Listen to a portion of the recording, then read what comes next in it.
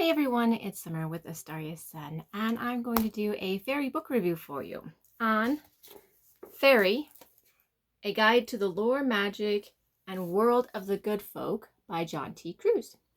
So this book is $22. It's not very thick, but it is extremely packed with way more information than I ever thought it was going to have. This book is really, really good, actually.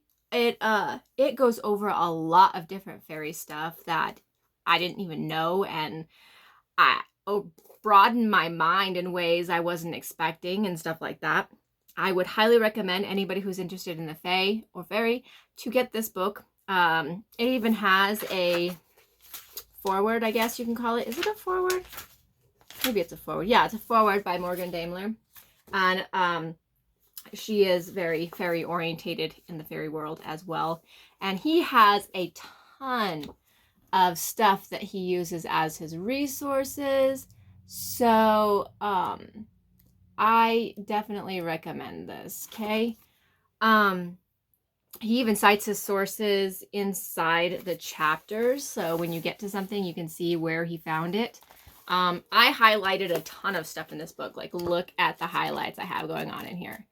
It's crazy how much I actually highlighted. So I'll be going through all of it, but I'm not going to do all of it during this review. I just mean I'm going through all of it, and I'll be writing down my own notes, things that I want to remember, that kind of thing, for quicker reference than just opening the book every single time.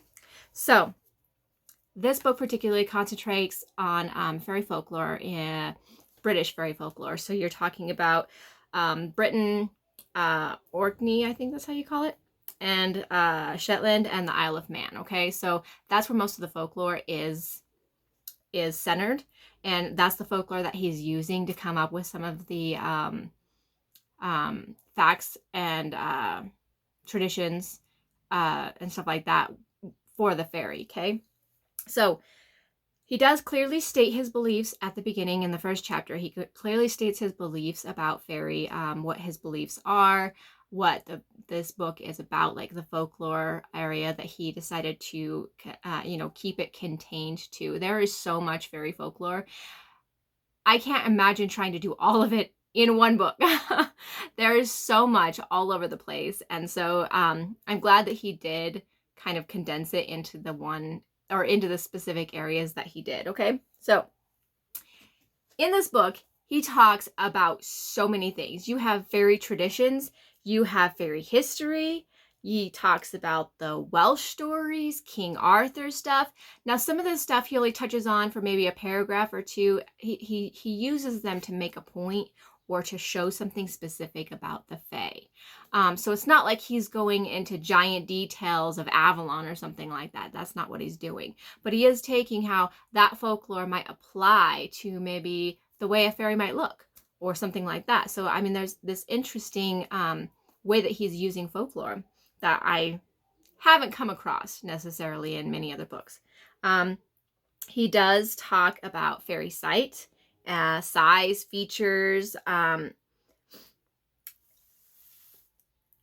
there's contradictions, or there's not always a clarity as to what a fairy looks like, or seeing a fairy, or the traditions that are revolving around the fae. So he does cite different sources, like this one might say this thing and this one might say this thing, but he talks about both of them at the same time and tells you both, so you can come to your own conclusions, which is kind of cool.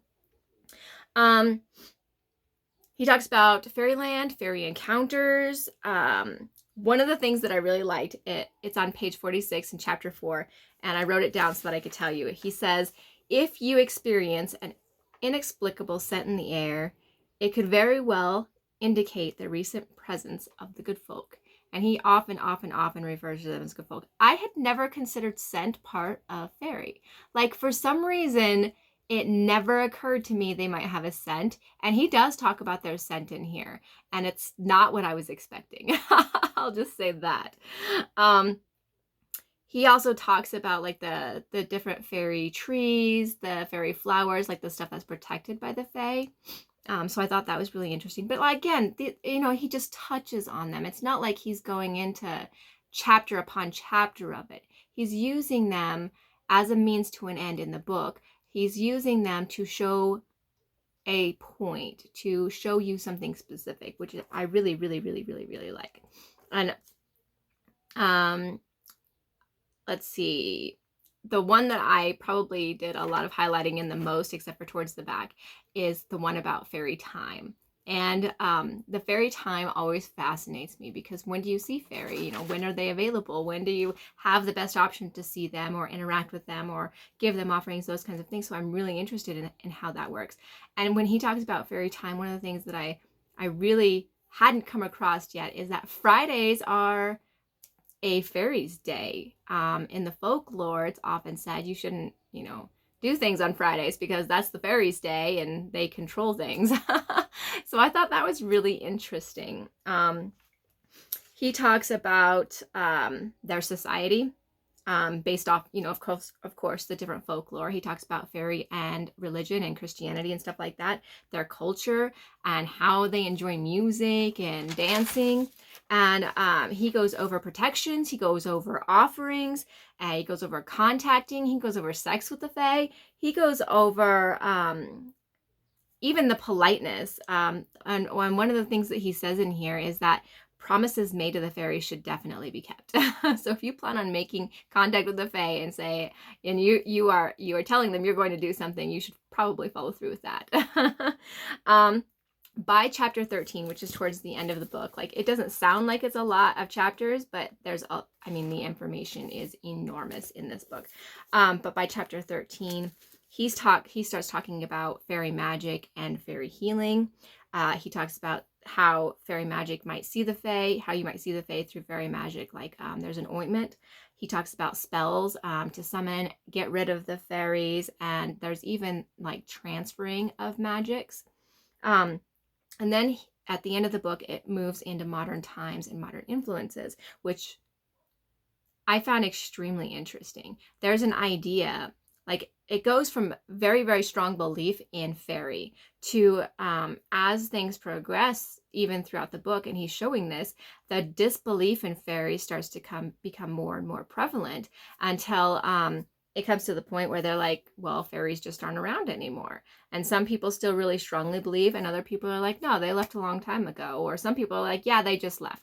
They just left, you know, not too long ago, you know, 100 years ago, no big deal. But I like that he talks about the modern influences and how the modern day influences the folklore and the way we see fairy. And I wanted to read you the very last paragraph of the book before I go into anything I've highlighted in here. So the very, very last paragraph is, experience is ultimately the key, and people still have fairy encounters, probably just as often as they ever did.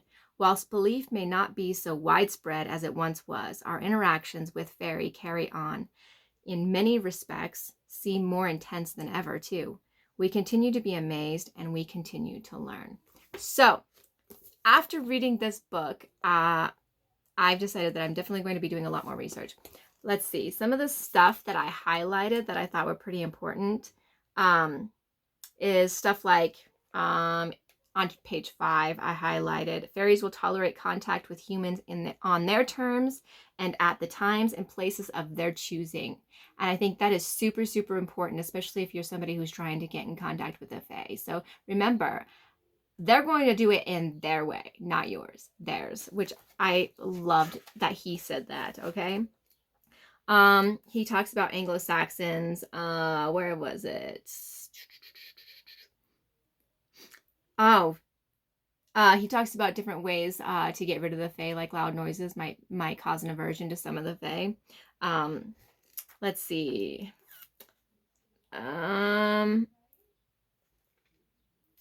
Let's see. I don't want to go into the death.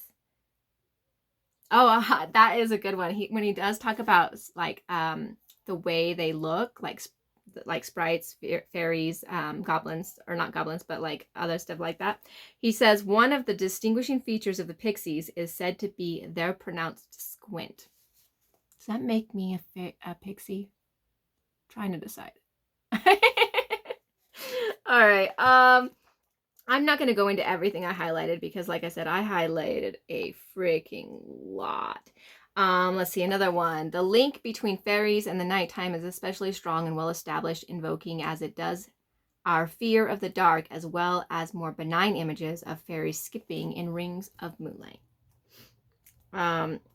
Wow, yeah. There's, oh, I forgot how much I actually highlighted. Holy cow.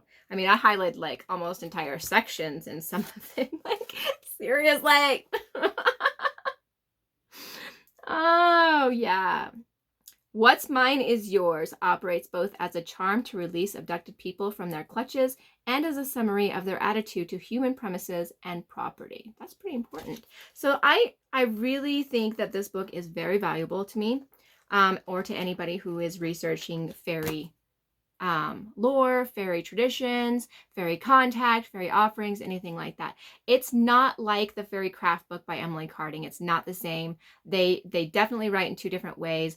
Hers is more about contact and meditation and that kind of work, and his is more based off folklore and tradition. So if this interests you, I do highly recommend it. I am going to get his next book. So I'm going to leave a link to this book in the description if you want to go ahead and pick it up. Again, I totally do recommend it. I was not disappointed, and I do not think you will be either. So thanks so much for listening to me blather on. I like reading, so thank you guys so much, and I hope you guys have a fantastic fairy day.